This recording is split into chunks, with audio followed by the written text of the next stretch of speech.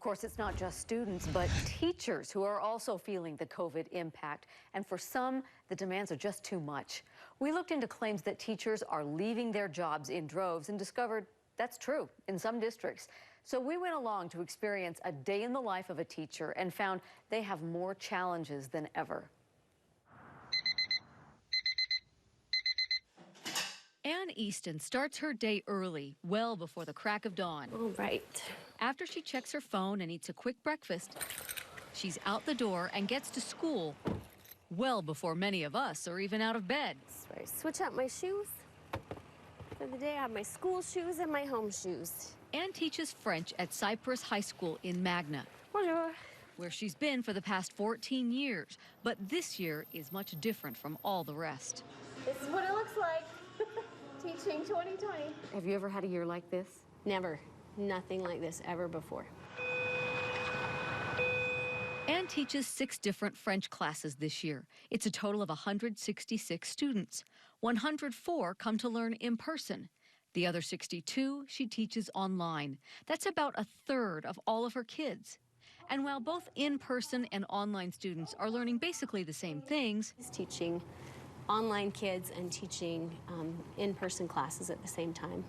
That's part of it is really difficult. for teachers like Ann, it's a lot more work and time. One assignment that I did that probably would have taken the kids probably 15, 20 minutes to fill out, it took me 45 minutes to figure out how to get it on the computer in a way that they could do it. When she's not face-to-face with students, she's grading, creating lesson plans, learning new programs, making teacher videos, uploading those videos and assignments, and responding to emails from 166 students and their parents. I usually stay here until 5:30, sometimes 6 o'clock at night. It's a 10 to 11-hour workday on a regular basis, and she's still not getting it all done.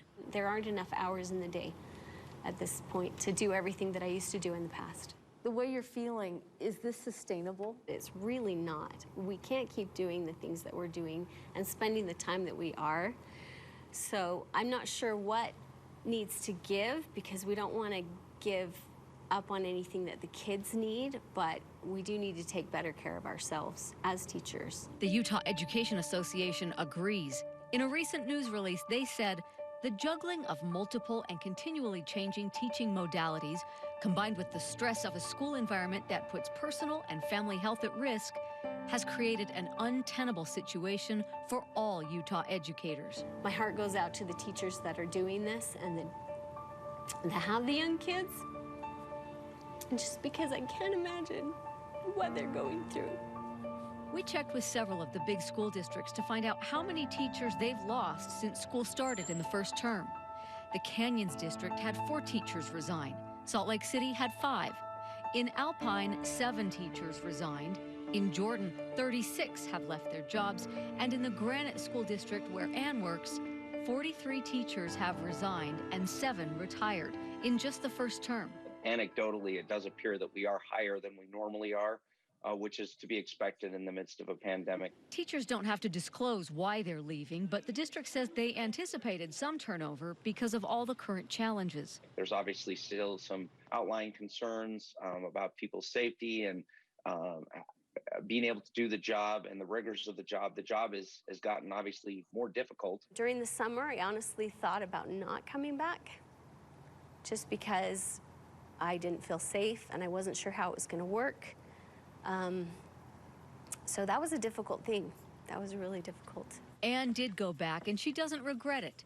And when her day at school is finally over, sometimes her night is just beginning. Hi, sweetie. Mom, can I hug you now? Yes, you can hug me now. And while she may not admit it, Ann's family says she's up late almost every night, finishing everything she didn't get to at school, because her students are constantly on her mind. So I just know what it means to her to teach kids in person, and she would miss it. And so to try to say, no, it's time to quit, I don't, not my wife, she wouldn't do it. After hearing all this, a lot of people would ask you, why do you do this? That's a really good question. It's for the kids. It's for my students. And hopefully she's not still grading right now because she has to get up and do this all again tomorrow. Dave, those are some long days.